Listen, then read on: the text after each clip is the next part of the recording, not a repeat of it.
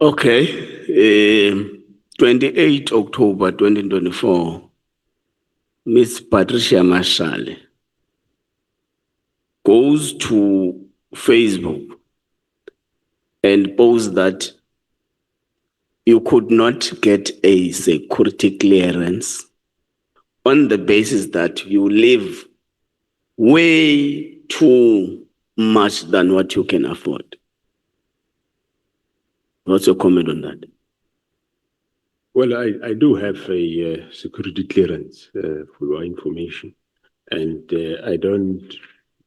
I pay for everything that I have. Was the application ever rejected before? Was it? Was it ever rejected? No. Or refused? Okay. No. You got it from the word go. Yes, and myself and my wife, I'm paying whatever I do have. At some point, I know there was a judgment on a levy account, which these things happen when one don't get time to pay them, and I did pay that because it was something that one oversight, and I applied for rescinding of that judgment, and it was done. Okay. Then they're living beyond your limits? No, I'm living out of my salary, and they say my wife. Yeah? They say you are living beyond that. Huh? That's what the allegation is. No, I'm not. That your life is actually more expensive than what the state pays you.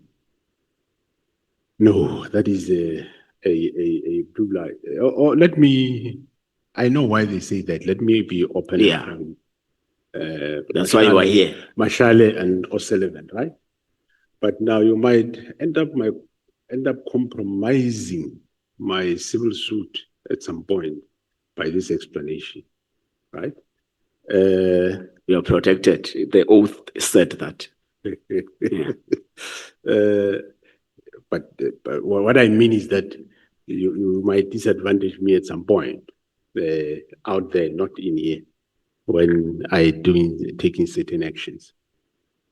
Okay, I am aware that Mashale, yes, Paul O'Sullivan, they did say that I've got 6 properties. They don't know how I afford them, and my salary don't work out to afford them, right? And I don't have 6 properties, Honorable Chair. I have 2 houses in Pretoria, right? One house, I paid it for 20 years, it's finalized. The one house where I'm staying it's not even a big house.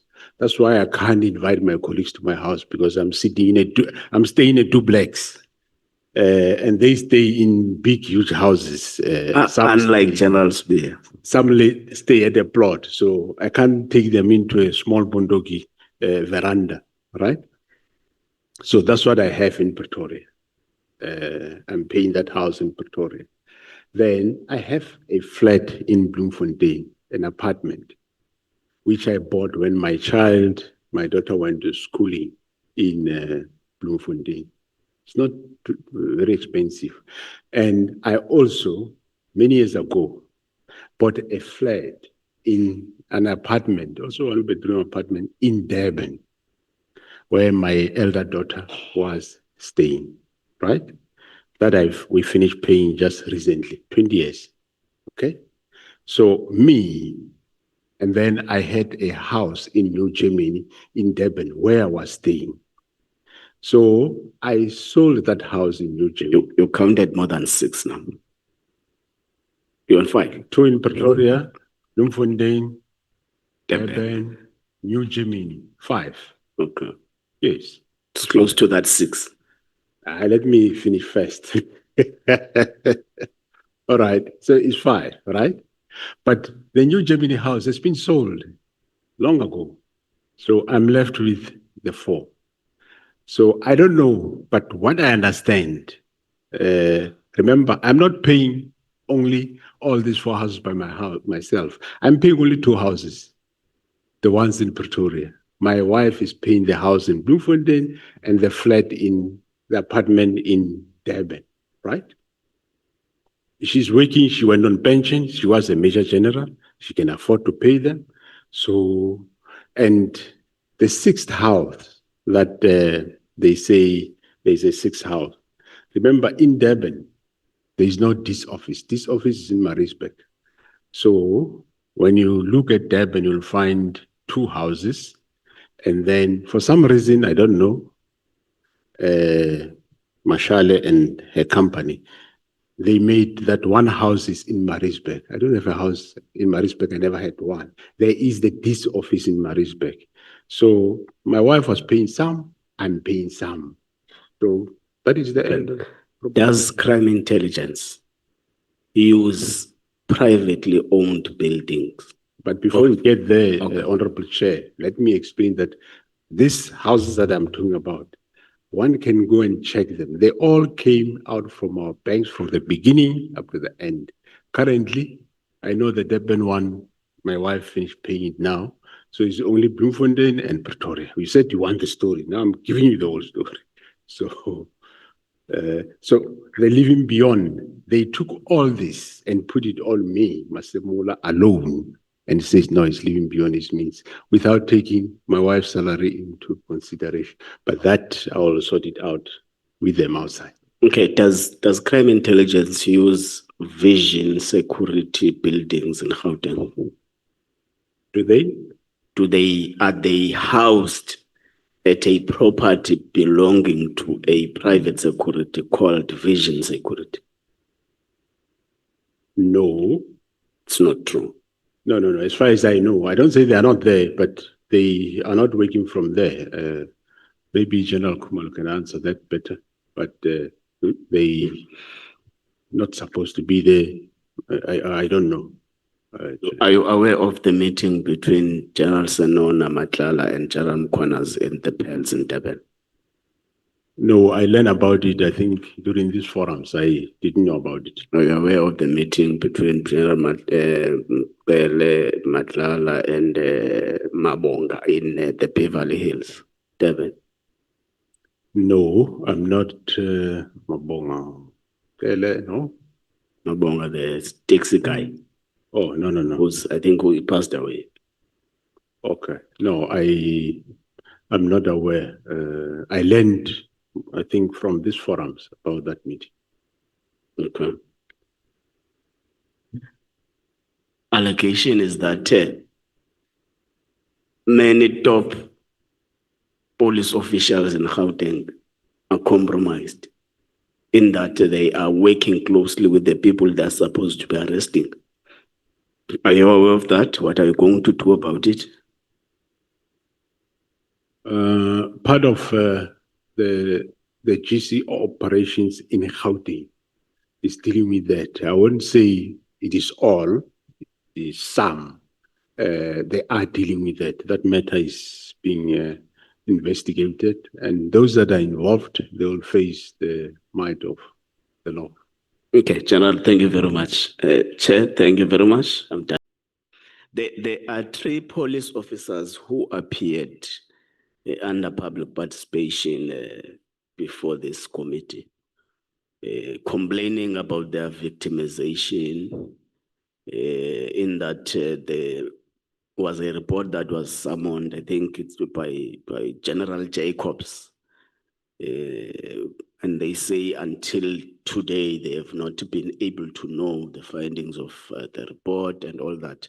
But I think what they plead for mostly is that you give them attention, you listen to them. They go by the name of Captain Ramalepe, Captain Malachi, and Colonel Ramolobe. They appeared before us here, and they feel neglected and not given the attention they deserve after they allege that they've been victimized. I was just saying that so that you record it and attend to it as up. General, I don't think you did justice on the question by the evidence leader on ruling from the grave. And it was not alleged by one witness before this committee. I think a number of witnesses would have said the same thing.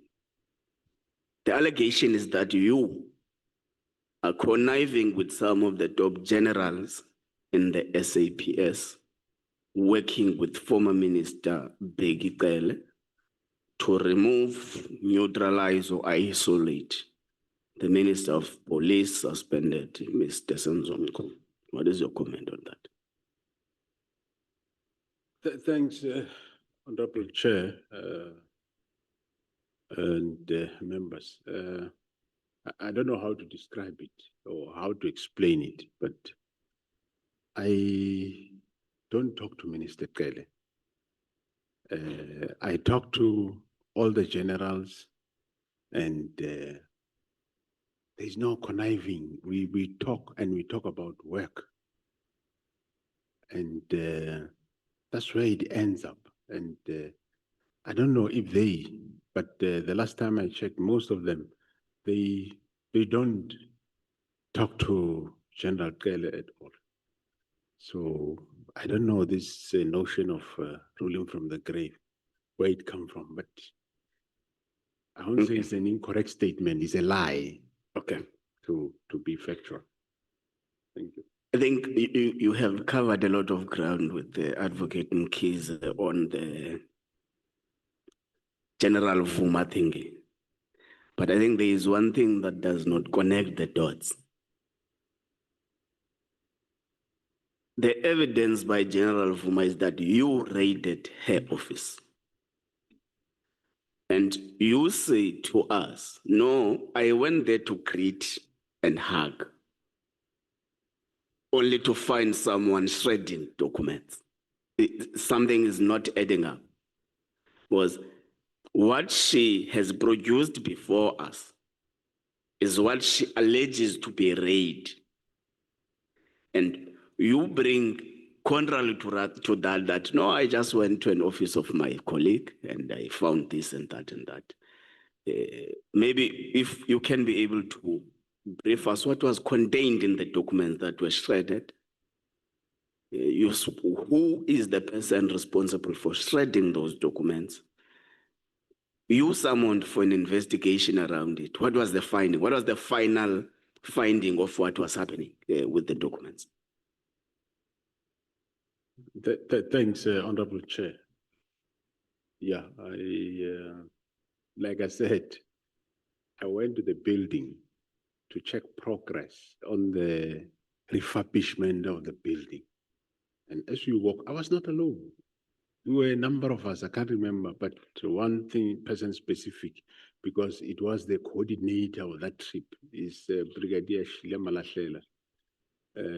We walked the building, we checked the building, and we stumbled across this young man. As I said, it's Sergeant Divakwan. And he was at, remember, General Vuma was not in the office by then. It was only the sergeant with all these pile-up documents that he was reading. And I stopped him, I asked him, he explained what he's doing, that he's reading this document. He has been given an order by General Vuma to shred the documents. And I said, do you know what is there? He says, no, just documents, he just reading. Then I stopped him and we explained to him. We took the key. I contacted the head of counterintelligence, Brigadier Moyane. I says, go and check what is contained there, what is there. She checked, he says, no, it's just office memos and documents, things that belongs to filing. And well, some scribbler papers, whatever, which are not making much of value. And those documents were then filed. That's where it ended. So even can call Brigadier Shile Malahlela and those that can't remember all those who were there. But it's not a raid. What would I raid her for? What would I want? Thank you. Okay. So it is said that General Spear is a person who likes hosting colleagues at his place. and invite top generals at SAPS, including you, and you confirmed to have attended some. Did you attend the party of the engagement of General Spear's son? No, Honorable Chair, I was not. Or you were not there? No, I wasn't there. Okay, that's where it is alleged that Mr. Nqola was. Oh, no, I wasn't there, and I wasn't invited either. You were not invited? No. Okay. General Sentumule did confirm that she was there, where she was there dancing with Mr. Nqola. Okay.